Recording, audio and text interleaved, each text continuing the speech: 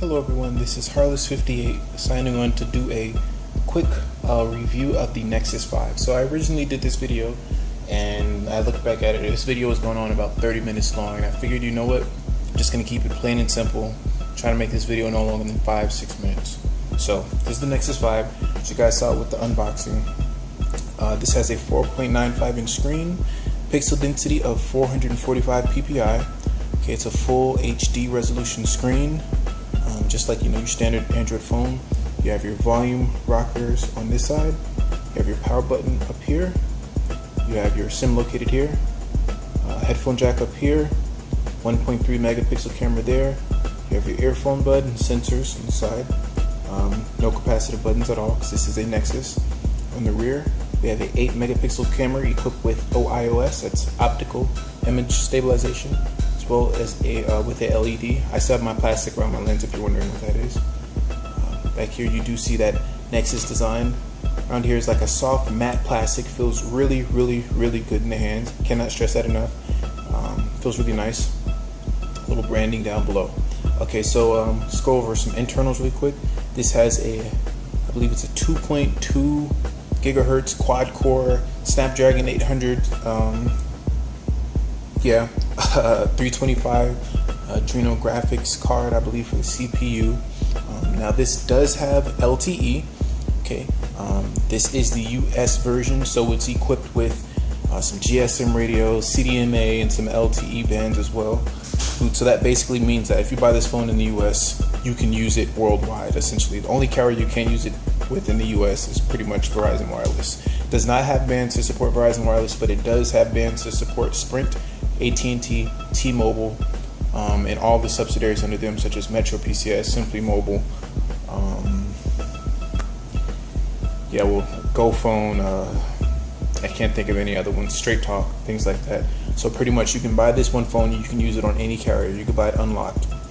Now, I think that I hit all of the main points pretty much as far as hardware goes. This is the 32 gigabyte version.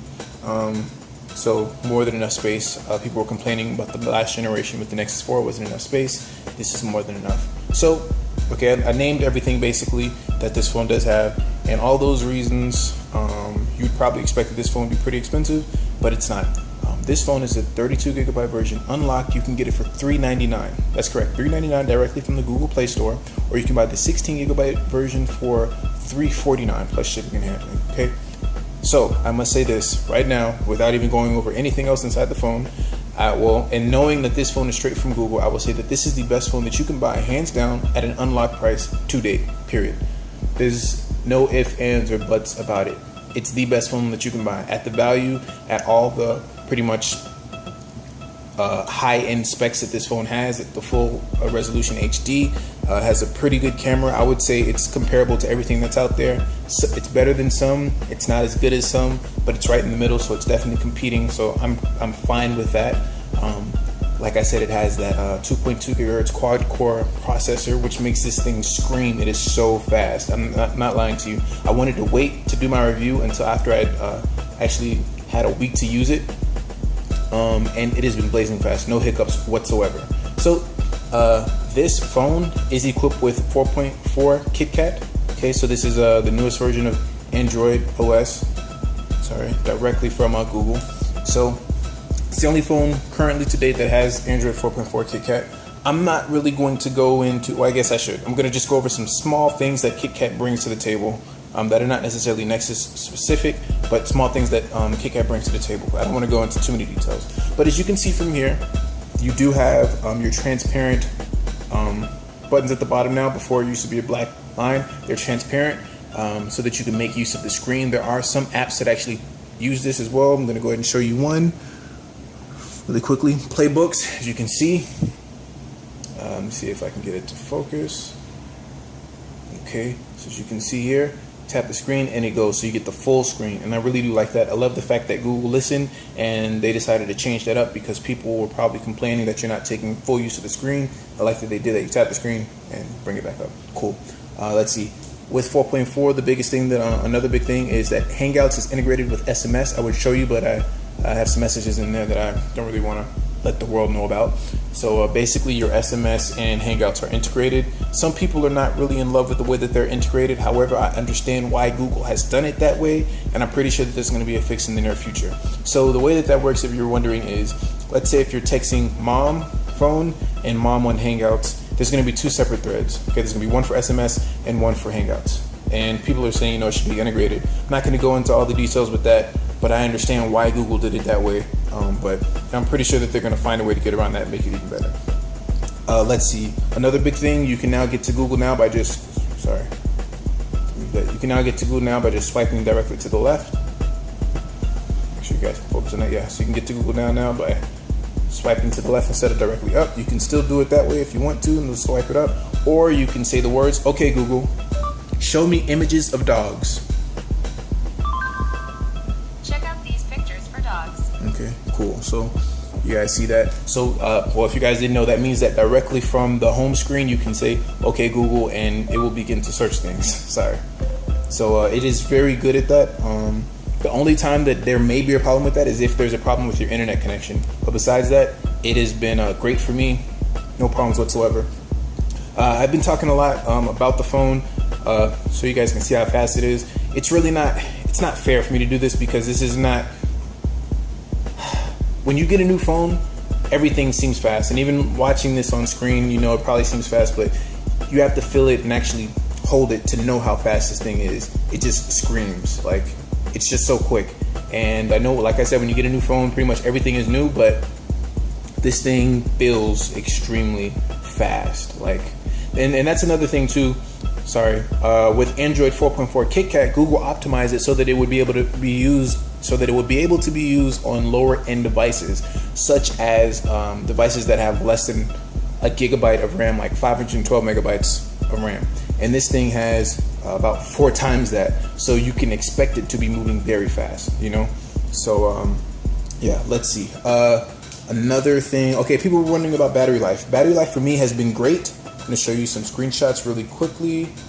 I've been getting roughly about, on average, 14-15 hours. And when I say 14-15 hours, as you can see here, this is 16 hours and I still have 31% left remaining. So that's like 14-15 hours I get home and I still have plenty of battery. Your usage may vary depending on the area that you live in. Where I go, I'm a full-time student, and so pretty much I'm connected to Wi-Fi. When I'm driving around, I'll be connected to LTE. So if you're in an area where you are connected to LTE or you are connected to just HSPA speeds, or you have poor connection speed, then you're probably going to drain your battery a little bit more than other people. But I have to say that battery life has been really good. So if I had to score the battery life on this, I would say battery life isn't for, I don't want to give any numbers, because for me personally, it was great. But for other people may want a phone that lasts all day. So whatever. For me, for probably a layperson, I think it's going to do fine. For a mediate moderate user, it'll be great. For a heavy user, it'll be just okay. It'll be good. And I would say I'm probably in between heavy and moderate. So, I'm happy with the device. Screen is excellent. Some people were, talking about the screen being a little bit washed out. I can see that. Here, to me, I still think the screen is great. It's very clear. It's crisp. Clarity is excellent, especially coming from, I had the GS4, but then I traded it in to get cash so that I could get this. And my meantime phone was an iPhone, and it was iPhone 4S, and this is a lot better. Obviously, it's a bigger screen. Yes, I can use it one-handedly. I do have big hands, though. That's important to note. Maybe for you, it'll be a little bit different. I'm not sure. So, what else? Okay, so the camera app. Yes, I do have a video up talking about the camera specifically, and you guys can check out images. I do like the camera a lot. I was actually fairly impressed. The Nexus 4 was a step up in the right direction from the Galaxy Nexus. The Nexus 5, I want to say, is 2 or 3 steps above the Nexus 4, in my opinion, if not even twice as better. It's comparable to the GS4. There's some pictures that I've taken. I'm going to do a comparison video with the GS4 and the Nexus 5 to compare them. And there's some pictures that I took with the Nexus 4 that are just better than the GS4. And there's some pictures that the GS4 are better as well. So I would say that the biggest thing that the GS4 has over the Nexus 5 is just the fact that it's a 13 megapixel camera. It's a 13 megapixel camera, you're going to be able to get more. Okay, so if you're a type of person that's going to want to blow up images, then yeah, the GS4 might be for you. But if you're the person where, you know, you're not going to be blowing up images. You might be printing them every once in a while, or you just want to post them somewhere. This is more than enough. But I don't want you guys to think that, okay, this phone is just okay. The camera is just good enough to post to the internet. That's not what I'm trying to say. What I'm trying to say is that the camera is better than enough just to post onto the internet. The camera to me is great. I think that people are knocking it because of, you know, they want something that's even, you know, bleeding edge, and because it's Google, and you know, whenever Google releases something, they want it to be excellent. It's the same way that whenever Apple releases something, they want the iPhone to be this and iPhone to be that. And I understand that, okay? So, but to me, the camera is excellent. It's way better than the Moto X, on par with the GS4, if not better. I think it's better than the HTC One. Like I said, I'll try and post some videos to compare each one of those. But I'm pretty sure you guys can even check out on YouTube now. There's some video comparisons. I believe Super Sav TV, I'm subscribed to him. He has some videos where he's comparing it to the iPhone 5S as well as the GS4 and the Note 3, and you'll see that the Nexus 5 does great. So any of my subscribers, if you guys want to check out his videos, I believe it's Super Sav TV, or just go to look at, you know, what I'm subscribed to, and you guys will be able to check it out. But he has some pretty good comparisons on them. Okay, so again about the camera really quick. I don't want this video to be too long. You can't access it now from here in KitKat, so you can just slide it on over. And so I will say that the camera is probably the slowest thing about the phone. And that's not saying that the camera is super slow, but okay, so check this out. If I want to take a picture, 1 Mississippi, 2 Mississippi. So it's about 1.89 seconds or something like that, instead of, you know, just being quick. Some people want quick, and I understand that. Coming from the GS4, you know, you want pictures to be a little bit faster. And then let's say if you go here, you turn on HDR Plus, which is another mode that Google has released, and you guys check out the photos in my comparison video. It really produces some really nice photos. And about 98% of the time that you take pictures, the pictures look excellent, okay? And that's one of the reasons why I really do love this camera. Now, taking pictures with it though, 1 Mississippi, 2 Mississippi, 3 Mississippi. See that? So that's the autofocus, 1 Mississippi, 2 Mississippi, 3 Mississippi. See that? So it takes a while. And I understand, you know, some people want pictures to come faster, so that might be the only knock that I have. That might be a software update that Google can release to make the camera move a little bit faster, but I'm fine with it for now. Okay. That's pretty much everything. I know I was talking a little fast. I didn't want this video to turn out super long, and it still turned out to be about 13 minutes. I wanted to try and cover everything without skipping out on over everything. So overall, build design quality, it feels great. Really feels excellent on. It really feels excellent in the hand. Feels excellent to hold. I like this soft touch plastic that they have. It is plastic, but it feels really good. Okay. The Nexus 4 felt really great. The Nexus 4 was more substantial because it was glass, but I still think that this is a step in the right direction, because the Nexus 4 was, you know, it's kind of not accident prone, but if you dropped it, you're kind of screwed. It's very light too. In comparison it to the GS4, I think spec wise they're supposed to be the same weight, but this feels lighter when I've held them in my hand. Let's see. So like I said, build quality is great. Screen is excellent. This also does have wireless charging. I don't know if I mentioned that before, but it does have wireless charging. So you can just pop it onto a wireless charger if you need to, and it charges, you know, pretty fast. Does not charge slow. So screen great, camera great, build quality is great. This phone, like I said, probably a couple minutes into the video, is the best phone that you can buy unlocked at this price. It's pretty much a world phone, so you can take it around anywhere. So Google is allowing you to buy a phone that has upper end specs, great camera, great screen. You know, it's connected directly to the Play Store, so you get great apps. Also, you're getting the newest version of Android directly from Google, and you can put it onto a CDMA network. And this is like the first time where Google is able to release just one phone that has all these bands in it, which is ridiculously crazy. There are two different variants. There's one that you can buy in the US, and then there's one that you can buy outside of the US pretty much. And there's like 2 or 3 difference in, it's like 2 or 3 bands difference, but it's really not that much. It's just because, you know, when you get out of the States, the regulation of LTE bands is a little bit different.